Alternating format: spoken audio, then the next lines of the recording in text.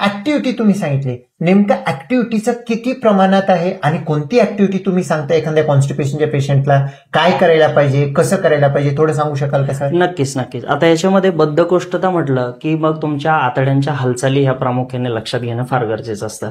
तुमच्या आतड्यांच्या हालचाली जर चांगल्या व्हाव्यात असं वाटत असेल तर त्याच्यामध्ये ऍक्टिव्ह लाईफस्टाईल म्हणजे जसं चालणं, फिरणं किंवा कंटिन्युअसली मुवमेंटमध्ये राहणं, याच्याही पेक्षा अजून जर पुढे जाऊन आपण विचार केला तर असं म्हणू शकतो योगाचे काही प्रकार आहेत. म्हणजे योगा याच्यामध्ये खूप जास्त हेल्पफुल ठरतो.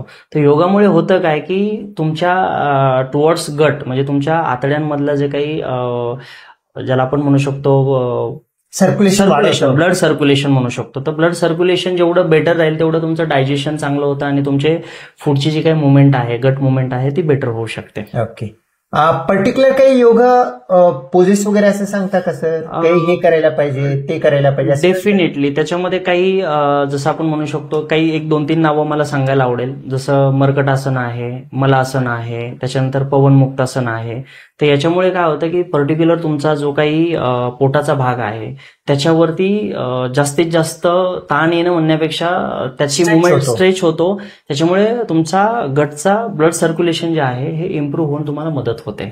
डेफिनेटली. युजली जर का मर्कटासन किंवा पवनमुक्तासन वगैरे केल्यानंतर तुमची बॉडीला, तुमच्या आतडीला, मेनली तुमच्या पोटाला स्ट्रेच भेटतं आणि जर का आतडी स्ट्रेच होत असेल तर त्याचं ब्लड सर्क्युलेशन वाढतं आणि ब्लड सर्क्युलेशन वाढलं तर मुवमेंट वाढतं, मुवमेंट वाढलं तर मोशन फ्रीली होतं, जेणेकरून कॉन्स्टिपेशन मधून पेशंट बाहेर पडू शकतो असं आपण सांगू शकतो.